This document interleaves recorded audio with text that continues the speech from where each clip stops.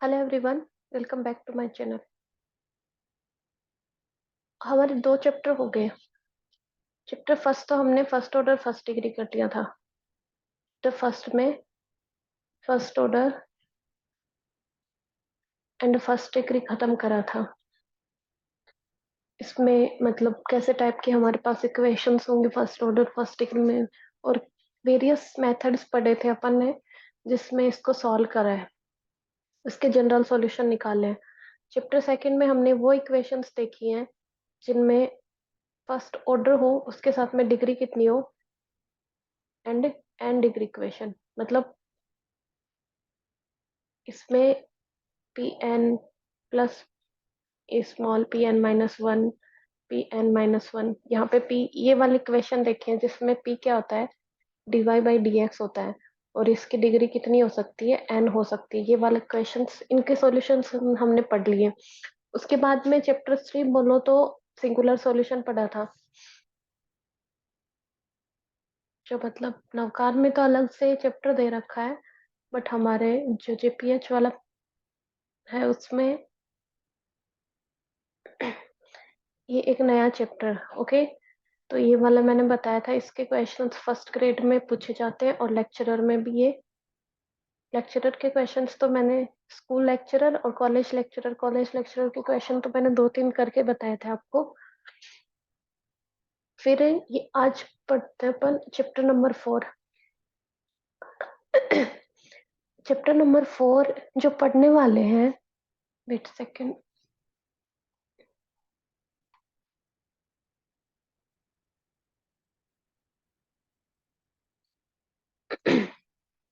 Chapter 4 अभी सही निकल रही है, थोड़ी तबीयत की वजह से प्रॉब्लम आ सकती है आपको भी, मतलब मुझे आ रही है, सुनने में आपको प्रॉब्लम आ सकती है। तो चैप्टर नंबर 4 क्या है, साइमल्टेनियस डिफरेंशियल इक्वेशन। मतलब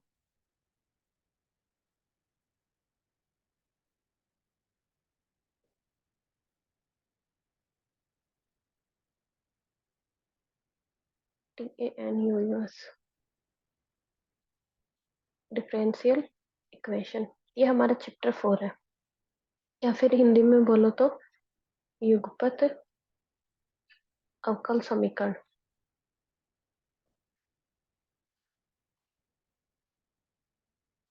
ओके डन।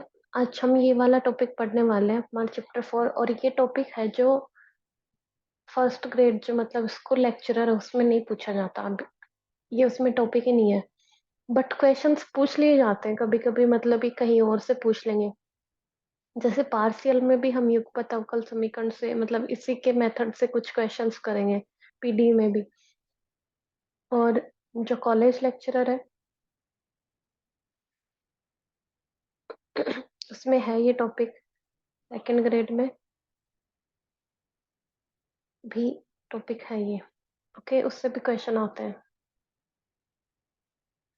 तो आज हमारा नया टॉपिक है, मतलब नया चैप्टर है, chapter number 4। Okay, simultaneous differential equation.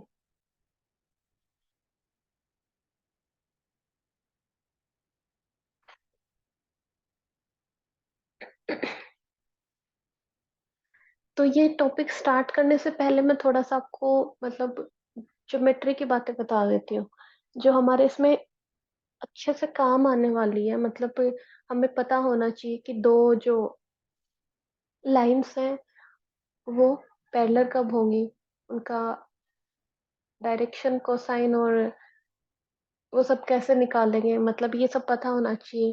Perpendicular perpendicular कब होंगी, पैरेलल कब होंगी।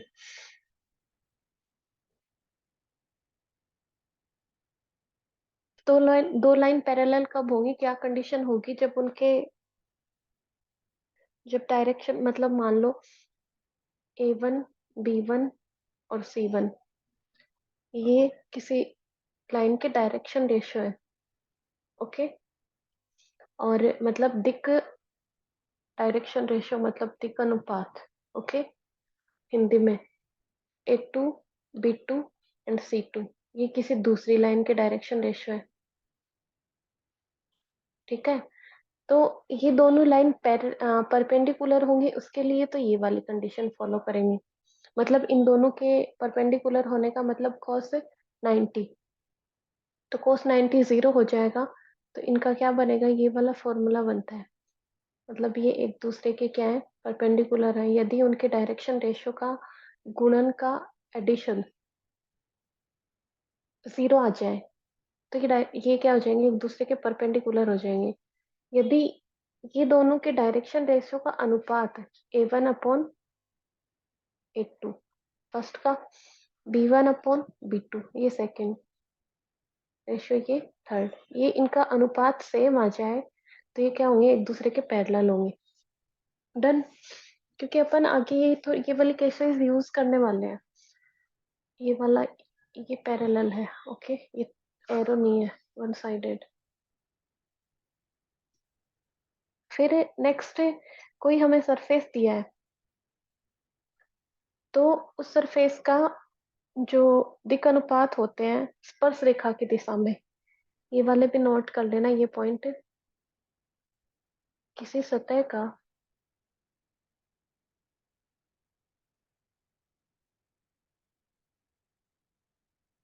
स्पर्श रेखा की दिशा में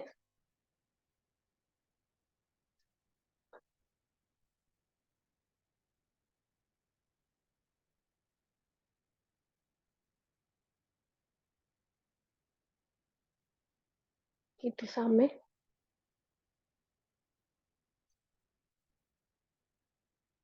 दिक् अनुपात।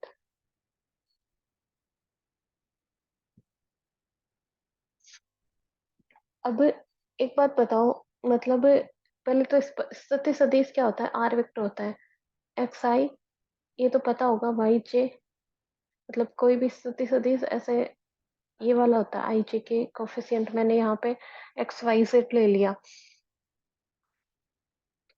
तो कोई सरफेस दे रखा है, उस पे कोई पोजीशन वेक्टर है किसी बिंदु का, मतलब जैसे ये वाला सरफेस है, इस पे ये पोजीशन वेक्टर है। ओके, कोई बिंदु है, तो इसका पोजीशन वेक्टर मतलब इसका स्थिति सदिश, मतलब इसकी स्थिति को दर्शाने वाला सदिश, ये कौन सी स्थिति पे है, ये 2D या 3D में, मतलब प्लेन में, 2D प्लेन में कहाँ पे है, या फिर 3D में ये कहाँ पे एग्जिस्ट करता है, तो उसकी स्थिति को सदा दर्शाने वाला सदिश क्या होता है, स्थिति सदिश होता है। तो उस बिंदु पर स्पर्श रेखा की दिशा में दिक् अनुपात क्या होंगे, मतलब उस बिंदु पर, ये वाले बिंदु पर स्पर्श रेखा, ये वाले इसको स्पर्श कर रही है, इसकी दिशा में दिक् अनुपात क्या होंगे, इसी के डेरिवेटिव। ओके, हमेशा दिक् अनुपात क्या होंगे, स्पर्श रेखा की दिशा में dx dy dz होते हैं। डन। एक सेकेंड, रिकॉर्डिंग ऑन तो है। तो स्पर्श रेखा की दिशा में मैंने दिक् अनुपात क्या बताया, जो स्थिति सदिश होती है उसी के डेरिवेटिव होते हैं। डन। और दिक् कोसाइन आपको पता ही है, इनके अनुपात ये वाला होता है, मतलब y² + z² y/x² + y² + z², z/√x² + y² + z², ये होते हैं दिक् कोसाइन, दिक्कोजा हिंदी में। ओके, दिक् अनुपात क्या होते हैं, स्पर्श रेखा की दिशा में दिक् अनुपात ये होते हैं, एंड ये दिक्कोजाएं होती हैं।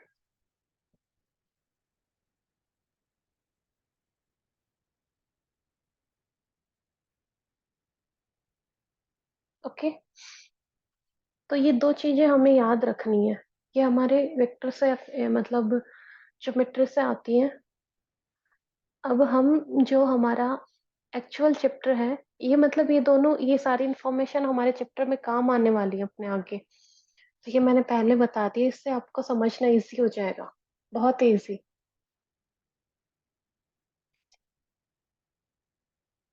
ये आपको पहले से पता होती तो बेट, आई विश आपको पहले से पता हो। अब हमारा चैप्टर स्टार्ट करते हैं, कि पहले तो साइमल्टेनियस इक्वेशन बोलते किसको है, तो आपको पता है, dependent variable, dependent DENT variable, and independent variable. Number of मतलब साइमल्टेनियस इक्वेशन होती है, युगपत समीकरण होती है, वो इन पे डिपेंड करती है कितने वेरिएबल इंडिपेंडेंट है, कितने वेरिएबल डिपेंडेंट है। तो हमारे पास यदि एक इंडिपेंडेंट वेरिएबल मतलब स्वतंत्र चर, एक स्वतंत्र चर हो और दो या फिर एन इंडिपेंडेंट वेरिएबल हो, सॉरी डिपेंडेंट वेरिएबल हो, मतलब बात यह है कि स्वतंत्र चर एक ही होना चाहिए और डिपेंडेंट वेरिएबल कितने भी हो सकते हैं।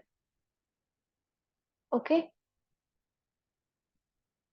और जितने भी डिपेंडेंट वेरिएबल होंगे ना, वो उतनी ही मतलब उतनी ही,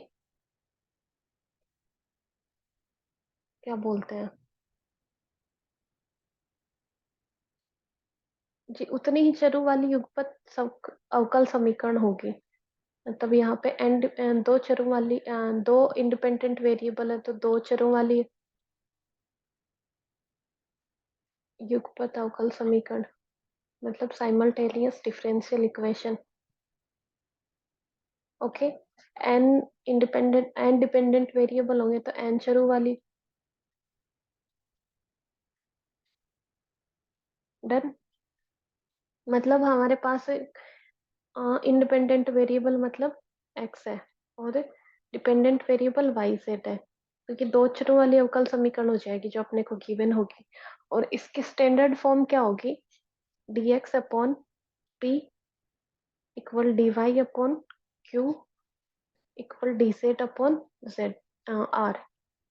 ओके डन, ये वाली इसकी क्या होगी, स्टैंडर्ड फॉर्म होती है किसके लिए, दो चरों वाली अवकल समीकरण की, D E R D,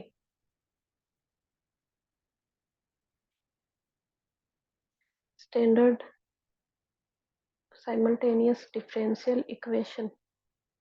okay, दो चरों वाली जो अवकल समीकरण होती है, युगपत अवकल समीकरण, उसका स्टैंडर्ड फॉर्म ये होता है। ओके, यहाँ से अब क्या पता लग रहा है आपको, अपन ने जो यहाँ पे पी क्यू आर क्या होते हैं, function of x Y Z होते हैं। ओके, और वाई जेड तो यहाँ पे क्या होते हैं, डिपेंडेंट वेरिएबल होते हैं, और ये क्या होता है, इंडिपेंडेंट वेरिएबल। थोड़ी इन्फॉर्मेशन ले लो, इसके क्वेश्चन बड़े इजी हैं, बट क्वेश्चंस यहाँ से पूछ लिए जाते हैं। जो मैंने नेक्स्ट अभी जो भी बताना है ना आपको, वहां से क्वेश्चंस पक्का पूछेगा। फर्स्ट डेफिनेशन, एन चरों वाली एन अवकल समीकरण युगपत अवकल समीकरण कहलाती है। और जितने मतलब आपको जितने भी मतलब जितने वेरिएबल दे रखे होंगे ना, डिपेंडेंट वेरिएबल, उतनी ही इक्वेशन मिलेंगे। जैसे दो क्या बोलते हैं, दो इंडिपेंडेंट वेरिएबल दे दिए तो दो अवकल समीकरण मिलेंगे, तीन दे दिए डिपेंडेंट तो वहां पे तीन अवकल समीकरण देगा, चार दे दिए तो चार, एन दे दिए तो एन अवकल समीकरण मिलेंगे। ओके, और जो दो के लिए स्टैंडर्ड होता है ये वाला इक्वेशन होता है। अभी यहाँ से हम कुछ इनको सॉल्व कैसे करेंगे, पहले तो इसका प्रोसेस देखेंगे। प्रोसेस से पहले इक्वेशन आया हुआ है आरपीएससी में, और ये पी क्यू आर एस क्या है, यहाँ पे देखो मैंने यहाँ पे P Q R S denote करे हैं। तो ये जो अब दिख रहा है कि ये किसके, मैंने क्या बताया था, डी एक्स डी वाई क्या है, स्पर्श की दिशा में, मतलब सतह पर स्पर्श रेखा की दिशा में दिक् अनुपात है।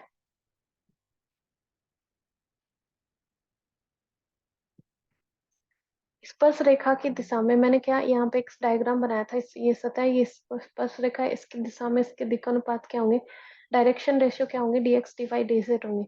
तो ये वही है, और इसके देखो इनके मतलब इनके क्या है, पी क्यू आर, इनका रेशियो क्या है, सेम है, डी एक्स अपॉन पी है इक्वल क्या है, इससे डी वाई अपॉन क्यू के equal D Z upon Q P R के। तो इस सीधे से ये क्या बता रहा है, पैरेलल वाली condition, a one upon b one equal a one upon a one equal b one upon b one, b one upon b two, c one upon c two, कुछ ऐसा वाला आपको फील हो रहा होगा। तो ये सीधा सीधा क्या दिखा रहा है, ये किस रेखा के दिक् अनुपात है, तो ये नीचे वाले क्या होंगे, इसी के समांतर रेखा के दिक् अनुपात होंगे। तो पी क्यू आर एस यहाँ पे क्या होते हैं, क्योंकि देखो ये वाला मैंने पैरेलल की कंडीशन बताई थी, और ये क्या बताया था कि लाइन वन लाइन टू के पैरेलल है, मतलब समांतर है। तो यहाँ पे पी क्यू आर के स्पर्श मतलब जो स्पर्श रेखा है इसी की दिशा में कोई नई रेखा है उसके दिक् अनुपात है। डन। तो ये क्वेश्चन पूछ सकता है आपको कि पी क्यू आर क्या डिनोट करते हैं, स्पर्श रेखा की दिशा में सरल रेखा के दिक् अनुपात, स्पर्श रेखा की दिशा में लंबवत रेखा के अनुपात, मतलब ऐसा करके आपको पूछ सकता है। क्वेश्चन बन सकता है यहाँ पे। एक सेकेंड। चार्ज हो गया, बेटा डिस्चार्ज हो गई।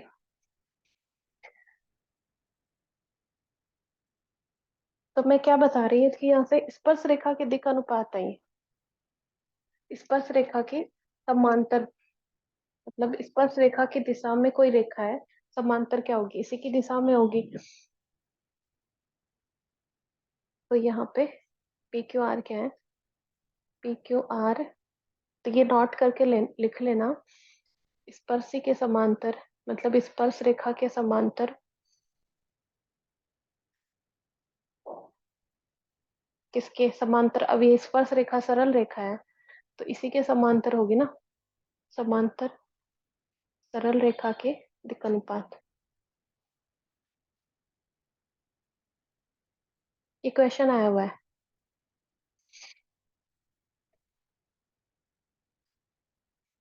आरपीएससी ने ये वाला क्वेश्चन पूछ लिया है, ओके, इसकी थ्योरी से। अब अपन इसको क्या करेंगे, प्रोसेस है इसका, मतलब इसके क्वेश्चन सॉल्व कैसे करेंगे। तो जो सॉल्यूशन प्रोसेस है, प्रोसेस हो, नहीं प्रोसेस बस कुछ नहीं, मेथड लिखते हैं सीधा।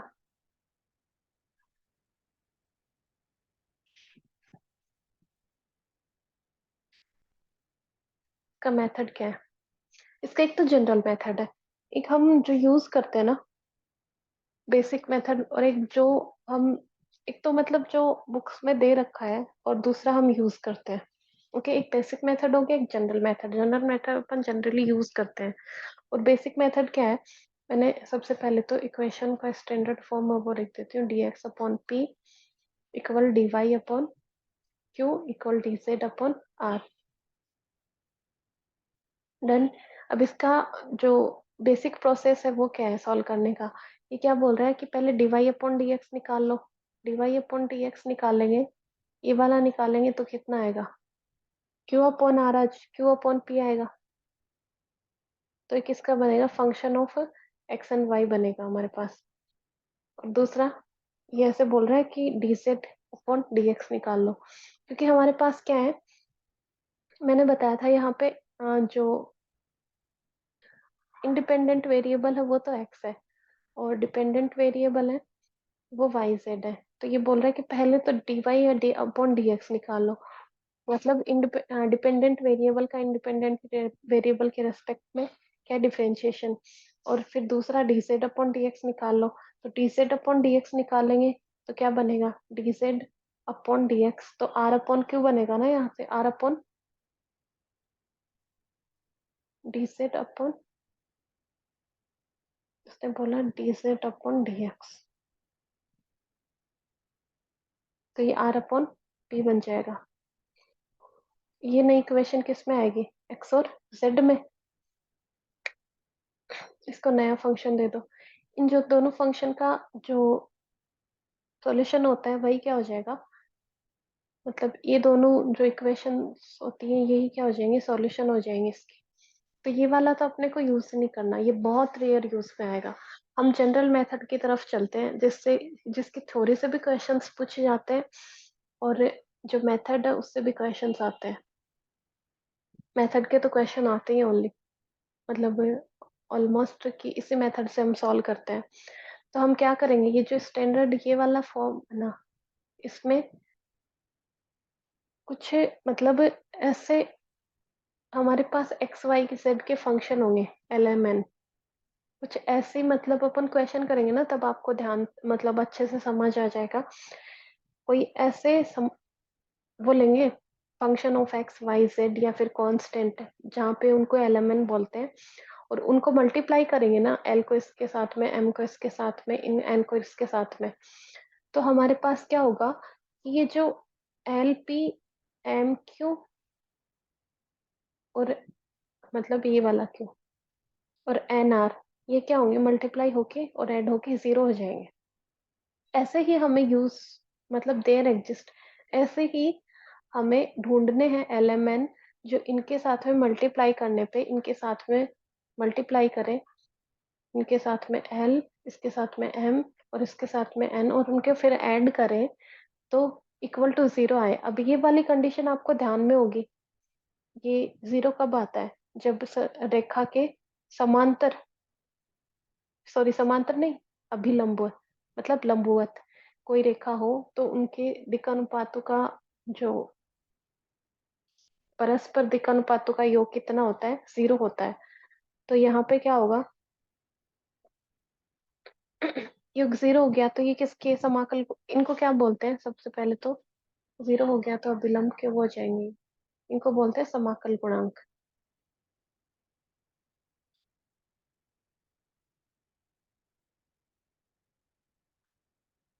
Integrating factor. ओके, ये काम में आएंगे हमारे इंटीग्रेशन करने के, इसलिए तो ये क्या होंगे, इसके भी पैरेलल हो जाएंगे और हम इससे मल्टीप्लाई करेंगे ना, l upon l, m upon m, n upon n, तभी तो मतलब वन से ही तो मल्टीप्लाई किया है। तो इसके भी ये क्या होंगे, l D x plus m d Y plus n d z, इसके भी क्या होंगे, पैरेलल होंगे एल एम एन। तो पैरेलल की कंडीशन, तो ये जो भी बताया मैंने, ये एल एम एन क्या होते हैं, एल एम एन क्या होते हैं, जो स्पर्श रेखा का अभिलंब है ना, ये स्पर्श रेखा है सपोज इधर, ये इसका परपेंडिकुलर हो गया अभिलंब। अब ये पी क्यू आर मतलब इस स्पर्श रेखा का अभिलंब की दिशा में क्या होगा, की दिशा में समांतर रेखा के दिक् अनुपात हो गए ना, मैं जो समझाना चाह रही हूँ आई थिंक आप समझ गए होंगे कि ये परपेंडिकुलर है। ओके, तभी पी क्यू आर मतलब डी एक्स डी वाई किसके दिक् अनुपात है, स्पर्श रेखा की दिशा में दिक् अनुपात है। तो स्पर्श रेखा की दिशा में कोई सर इसकी दिशा में ही कोई रेखा होती तो उसके ये वाला कंडीशन फॉलो करती। ओके, बट ये क्या है, परपेंडिकुलर वाला कंडीशन फॉलो कर रहे हैं, तो इसका मतलब ये कोई इसका अभिलंब है, इसकी दिशा में रेखा के दिक् अनुपात अभिलंब की दिशा में रेखा के अनुपात, क्योंकि ये जीरो आ रहा है इन दोनों का मल्टीप्लीकेशन, तो ये क्या हो गया, अभिलंब के समांतर,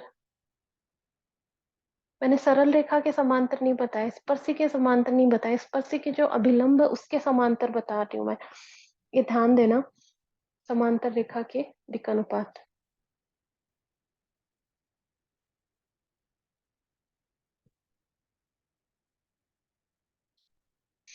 ओके, वो वाला क्वेश्चन पूछ लिया पी क्यू आर क्या होते हैं, तो अभी इंटीग्रेटिंग फैक्टर का ये इंपॉर्टेंट है, ये पूछ सकता है, कभी भी आ सकता है क्वेश्चन कोई भी एग्जाम में, क्योंकि एक तो पूछ लिया बच गया दूसरा, तो अब नेक्स्ट यही उठाएगा ना। तो हम इसका अब आगे इसका प्रोसेस पढ़ते हैं, तो यहाँ से इन दोनों को सॉल्व करेंगे, दोनों का मतलब इस ये वाली इक्वेशन है, ये डिफरेंशिएशन में है, तो इसका इंटीग्रेशन करेंगे तो हमारे पास क्या होगा, एक इंटीग्रेशन, इस इक्वेशन का इंटीग्रेशन करने पे एक फंक्शन मिलेगा एक्स वाई जेड का। ओके, इक्वल C1, तो ये तो एक सॉल्यूशन हो गया।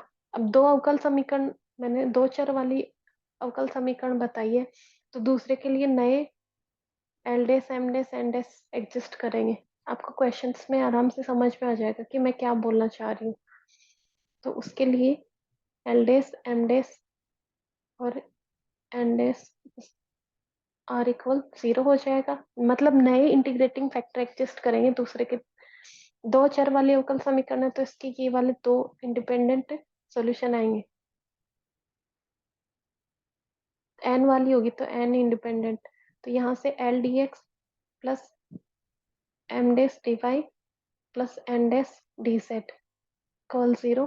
इसका इंटीग्रेशन करेंगे तो हमारे पास नया फंक्शन आएगा f of x Y Z equal C2। ये क्या होगा, इक्वेशन 2 होगी। ये नया सॉल्यूशन आया इसका, तो एल डेस एम डेस एन डेस के लिए। तो जो हमारा जनरल सॉल्यूशन क्या होगा, वो क्या होगा, नीटा, मान लो नीटा C1 × C2, मतलब C1 × C2 मतलब नीटा अपन क्या करेंगे, यहाँ पे फाई एक्स वाई जेड रखेंगे और यहाँ पे एफ एक्स वाई जेड। तो ये जो ये बनेगा, ये इसका क्या होगा, जनरल सॉल्यूशन होगा। एन चर वाली अवकल समीकरण, मतलब दो चर वाली अवकल समीकरण का जनरल सॉल्यूशन ये वाला होगा। ओके, तो यहाँ पे अपन हमारा जो मेन काम क्या होगा, वो एल एम एन और एल डेस एम डेस एन डेस ढूंढना। ठीक है, इसके क्वेश्चंस पे आते हैं। सबसे पहले ये जो रामायण ना, ये क्वेश्चन से समझ में आएगी आपको, क्योंकि आपके क्वेश्चंस देखे हुए हैं। मैं एक दो क्वेश्चन करवा देती हूँ पहले आपको। सबसे पहले एग्जाम का क्वेश्चन ही लेते हैं, फिर उसके बाद में मैं थोड़ा आपको, देखो ये क्वेश्चन है, कोई एग्जाम में आया हुआ है, dx/x से।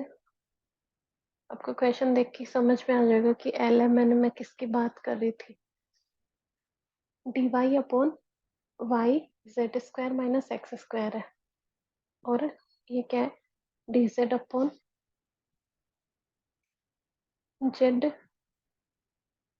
x² - y²। तो इससे दो टाइप के क्वेश्चन बनते हैं, या तो इसको आपको, या तो क्या पूछेगा डायरेक्ट आपको कि इसका सॉल्यूशन क्या होगा, जनरल सॉल्यूशन क्या होगा, या फिर ऐसे पूछ लेगा कि अभिलंब की दिशा में जो, सॉरी, अभिलंब की दिशा में नहीं, स्पर्श रेखा की दिशा में, स्पर्श रेखा की दिशा के समांतर रेखा के दिक् अनुपात क्या है। तो पी क्यू आर है, ये मैंने बताया था आपको। पी क्यू आर क्या है, स्पर्श रेखा की दिशा में जो स्पर्श है, स्पर्श ही है, इसी के समांतर रेखा के दिक् अनुपात कौन है, पी क्यू आर है। और इसके लंबवत किसके होते हैं, एल एम एन होते हैं, लंबवत रेखा के दिशा में दिक् अनुपात। तो इसको सॉल्व कैसे करते थे हम, पहले तो इनमें से एक एक दो फैक्टर ले लो, मतलब फर्स्ट सेकंड, इसको फर्स्ट मान लो, ये सेकंड है रेशो, ये थर्ड रेशो है। तो हम या तो क्या करते थे, इंटीग्रेटिंग फैक्टर ढूंढेंगे, कि ऐसे तो कुछ मुझे लग नहीं रहा कि इसमें भी एक्स वाई का फंक्शन है, इसमें वाई जेड का आ गया, कुछ कटपिट रहा हो। तो हम क्या करेंगे, इंटीग्रेटिंग फैक्टर ढूंढेंगे, मतलब इसको किससे मल्टीप्लाई करूं मैं कि ये कैंसिल हो जाए। तो मैं देखो फर्स्ट वाले को 1/x/1/x से मल्टीप्लाई करूंगी, सेकंड वाले को 1/y 1/y से, और थर्ड वाले को 1/z से, क्योंकि मुझे ये दिख रहा है x² इधर है, इन दो फिर तीनों को ऐड करूंगी, इधर x² है, y² है नेगेटिव। तो इससे ये क्या हो जाएंगे, ये कैंसिल हो जाएंगे, इक्वल टू 0 आ जाएगा नीचे। तो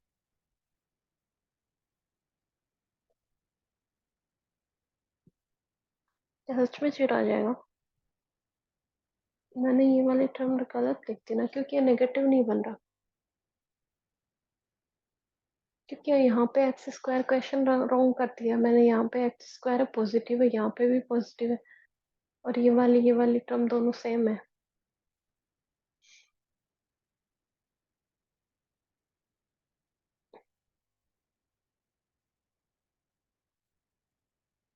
यहाँ पे क्या आएगा, y² आएगा -z² - x² अब देखो देखो नीचे यहाँ पे ऑब्जर्वेशन से क्या पता चल रहा है, ये y² पॉजिटिव है, ये y² नेगेटिव है, कैंसिल हो जाएगा। इससे यदि x हट जाए, इससे y हट जाए, और इससे z हट जाए, तो x y z हटाने के लिए इसमें क्या करना पड़ेगा, 1/x से मल्टीप्लाई करना पड़ेगा। अब नीचे वाले को 1/x से मल्टीप्लाई करेंगे तो ऊपर वाले को भी करना पड़ेगा। तो इसके एलिमेंट मैंने क्या लिए, 1/y 1/z लिए। ठीक है, तो यहाँ से ये नीचे तो क्या होगा, ये कैंसिल, ये कैंसिल, इसको 1/x dx से मल्टीप्लाई करूं मैं, प्लस, और तीनों को ऐड कर दूं, 1/y dy plus 1/z dz, और इधर 1/x से ये कैंसिल हो जाएगा, तो y square plus minus Z square plus Z square minus x square plus x square minus Y square. ये तो जीरो हो गया इधर, मतलब इधर जीरो, तो इससे तो इस वाली टर्म से तो अपने को कोई मतलब ही नहीं है, तो ये इक्वल क्या हो गया, कांस्टेंट हो गया, ये इक्वल सॉरी जीरो हो गया। सीधे सीधे यहाँ पे आ रही हूँ मैं, यहाँ पे एल एम एन क्या लिए, ये एम, ये एन, तब इसको इंटीग्रेशन कर दो, तो इसका इंटीग्रेशन करेंगे नेक्स्ट टाइम, नेक्स्ट लाइन में, तो इंटीग्रेशन कितना आएगा, 1/x का log x, 1/y का log y, 1/z का log z equal log c, equal ये क्या हो जाए, m n n log m plus log n plus log m m l m n, okay, तो ये क्या हो जाएगा, log l into m into n हो जाएगा, तो यहाँ से ये log क्या हो जाएगा, एक्स वाई जेड हो जाएगा इक्वल log c, तो यहाँ पे ये क्या आ जाएगा, x Y Z equal c 1, okay, question first होगी। अब दूसरा सॉल्यूशन निकालने के लिए हमारे पास क्या होगा, नए इंटीग्रेटिंग फैक्टर ढूंढो, तो अब देखो 1/x की बजाय मैं इसको x अपॉन एक्स, इसी को क्या करूँ, एक्स वाई जेड से मल्टीप्लाई कर दो। दूसरा observation,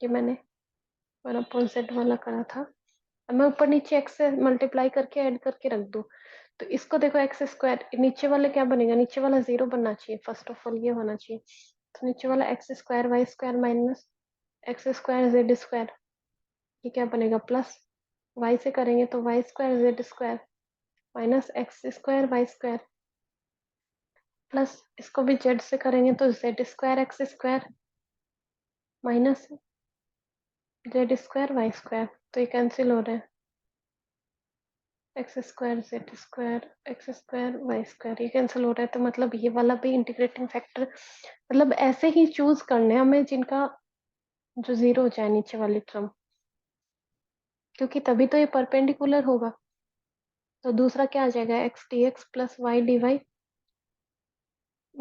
plus Z D Z equal to zero, integration कर दो तो ये क्या बनेगा, x square by two plus Y square by two plus Z square by two equal c by two ले लो, वही तो लेना है अपने को, कांस्टेंट ही, तो वो अपनी मर्जी से ले सकते हैं ना क्वेश्चन को इजी बनाने के लिए। 12C2, तो जनरल सॉल्यूशन क्या है हमारा, जनरल सॉल्यूशन C1 C2, मतलब 5x y z, यहाँ पे z होगा, comma x square plus Y square plus Z square equal to zero, इसका सॉल्यूशन बना, ओके। तो यहाँ पे एल एम एन क्या है, 1/x 1/y 1/z, या फिर एक्स वाई जेड दूसरे, डन। और एक चीज और है, जब एन चर वाली अवकल समीकरण होगी ना, एन चर वाली युगपत अवकल समीकरण के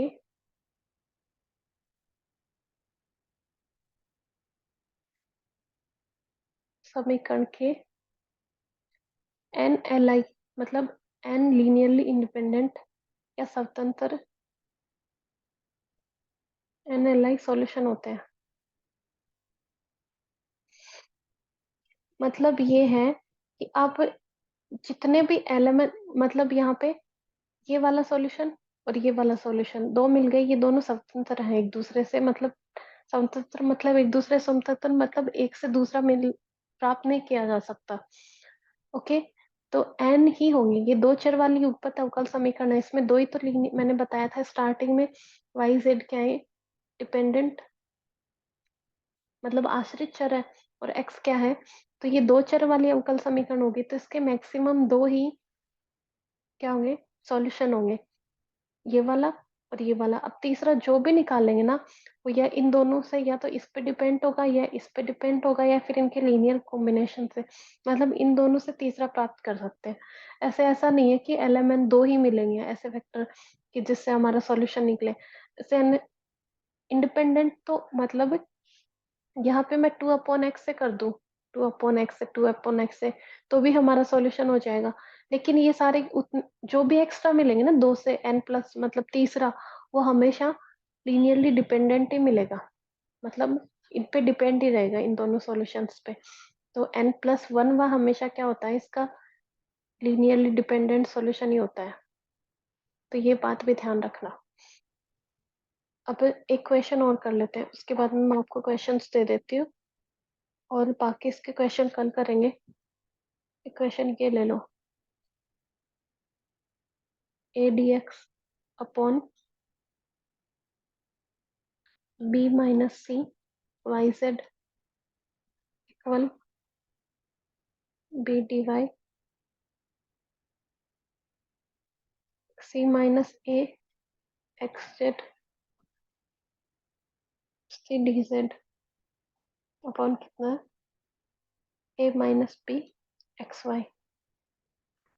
ओके, तो ऑब्जर्व करो, यहाँ से मैं क्या करूँ, मतलब अभी देखो, बी माइनस सी है, सी माइनस ए है, और ए माइनस बी है। ओके है, तो इसको मैं किससे मल्टीप्लाई करूँ, किससे ये हट जाए, नीचे वाला जीरो हो जाए। तो देखो, इसको मैं x से मल्टीप्लाई कर दूं, इसको x से, तो ये भी एक्स वाई जेड हो जाएगा, इसको y से एक्स वाई जेड हो गया, इसको z से ये एक्स वाई जेड हो गया।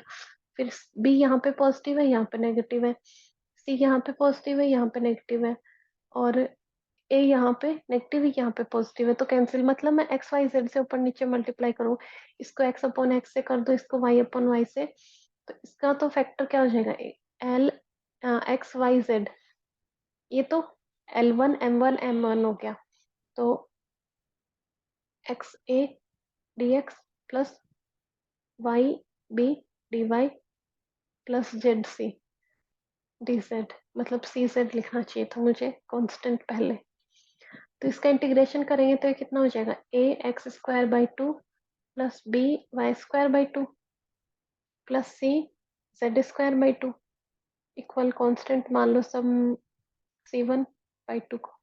तो ये कितना बना, A X square plus B Y square plus C Z square equal C1 बन गया, C1 डैश। ओके, एक तो हो गया। दूसरा, किससे मल्टीप्लाई करें कि नीचे वाली टर्म जीरो बन जाए,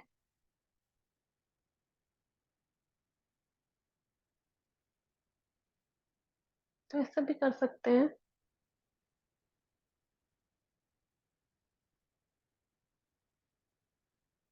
वाई से डाला एक्स जेड, इससे भी हो सकता है, थिंक सो। इन दोनों को ले वो एक बार, ये वाला टर्म करने की जरूरत ही नहीं है शायद। A D x upon B minus C Y z है, और बी डी वाई है सी माइनस ए एक्स जेड। तो जेड तो दोनों से कैंसिल हो रहा है, डन, इसको इधर पहुंचा दो, वाई को अपनी जगह, और ये तो ये क्या बन जाएगा, A X D x upon B minus C, ये तो कांस्टेंट हो गया, इक्वल क्या हो जाएगा, मतलब फर्स्ट और सेकंड और थर्ड से ही सॉल्यूशन मिल रहा है, मतलब बहुत सारे वेरियस टाइप है, ये मैंने बेसिक मेथड लगाया था। तो यहाँ से बी डी वाई क्या बन रहा है,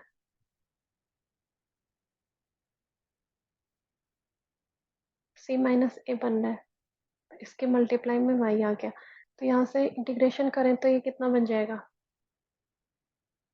ए upon B minus C X square by two equal क्या बन गया, B Y square by two C minus A. एक तो ये बन गया, इसको इधर ले आओ, और दूसरा इन दोनों से बन जाएगा, क्योंकि इन दोनों में एक्स कैंसिल हो जाएगा, तो क्या बनेगा, बी अपॉन सी माइनस ए जेड डी वाई इक्वल क्या बनेगा, C D Z upon A minus B Y. Okay, तो ये इधर जाएगा, ये इधर जाएगा, मतलब ट्रांसफर कर दो, तो B upon C minus A. ये एक सॉल्यूशन तो ये बन गया, ये Y D Y equal C upon A minus B Z D Z. तो यहाँ से ये क्या बन गया, B upon C minus A Y square equal C upon A minus B Z square. ये दूसरा इक्वेशन, तो इन दोनों को कंबाइंड फॉर्म में लिखेंगे तो हमारा क्या होगा, जनरल सॉल्यूशन आ जाएगा। ओके, तो आप इसकी प्रैक्टिस कर लेना, इसके लगभग क्वेश्चंस हो जाएंगे, और जो कि नहीं हो रहे उन वो बता देना। मैं कुछ क्वेश्चंस दे रही हूँ आपको, वो भी कर लेना। जैसे कि ये है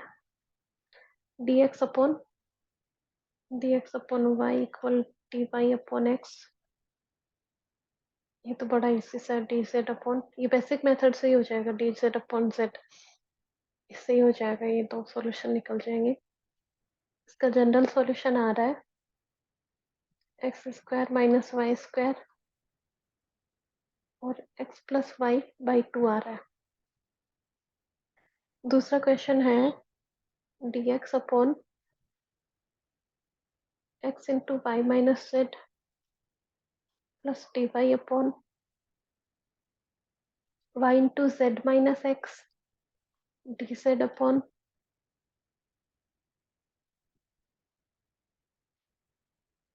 और इसका जनरल सॉल्यूशन आ रहा है X Y Z x plus Y plus Z. देखो, जरूरी नहीं है आपको मेरे वाले इंटीग्रेटिंग फैक्टर ही मिले, आपको अलग भी मिल सकते हैं, थोड़ा सा माइंड लगा लेना। थर्ड क्वेश्चन है dx upon X square minus Y square minus Z square D Y upon two X Y D Z upon two X Y, two X Z है यहाँ पे। ओके, इसका जनरल सॉल्यूशन है Y upon Z X square plus Y square plus Z square by Z equal to 0। Next question है question number 4,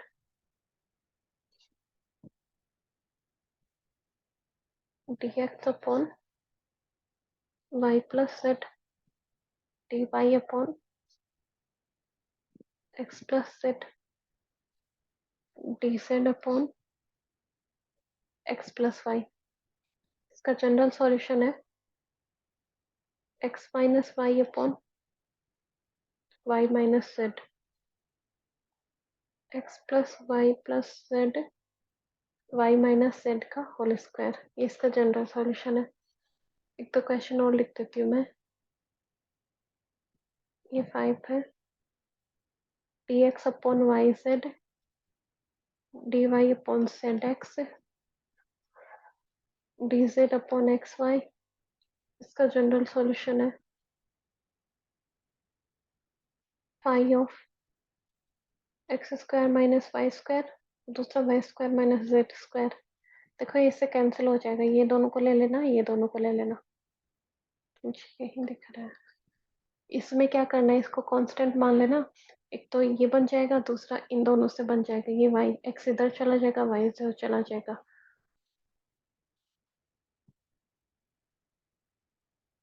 question number 6 है dx upon 1 + y 1 + x। आपको यही try करना है कि हमें ज्यादा से ज्यादा एलिमेंट ढूंढने हैं, जितने एलिमेंट मिलेंगे उतनी ज्यादा हमारी प्रैक्टिस होगी। बट ध्यान रखना, दो ही लीनियर इंडिपेंडेंट होंगे, उनमें से बाकी लीनियर डिपेंडेंट होंगे। और इसका होगा x, y x minus y x plus Y plus two, और z दूसरा होगा z x minus y equal 0। Okay, तो क्वेश्चन कर लेना, फिर अपन नया टॉपिक स्टार्ट करेंगे कल। चलो आज के लिए इतना ही, बाय बाय।